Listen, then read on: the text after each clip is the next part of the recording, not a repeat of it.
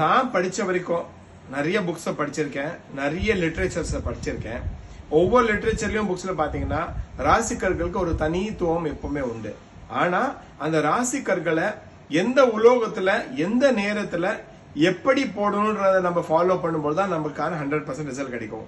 உதாரணத்துக்கு மரகத பச்சை சுண்டு விரல்ல புதன்கிழமை அன்னைக்கு காலையில சூரியன் உதயம் ஆகும்போது போடணும். அதுக்கு ஒரு ஸ்தோத்திரம் சொல்லி போடும்போது தான் அந்த பவர் அதுக்கு ஒர்க் பண்ணணும்.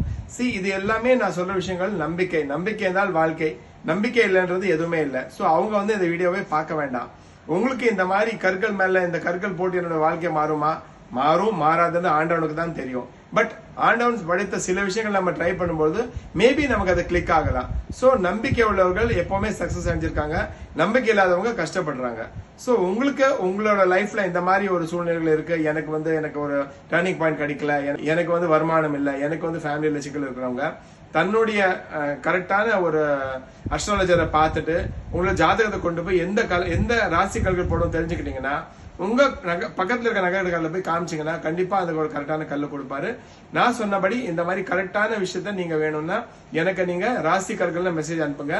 உங்களுக்கு என்ன கல் எந்த நேரத்துல போடணும்னு டேட்டாவை நான் உங்களுக்கு கண்டிப்பா டைம் இருக்கும்போது ஷேர் பண்றேன். அந்த கற்கள்ல நீங்க உங்களோட வசதிக்கு தகுந்த மாதிரி கோல்டோ சில்வரோ கண்டிப்பா போட்டுக்கலாம். அது ஒரு பெரிய விஷயம் கிடையாது.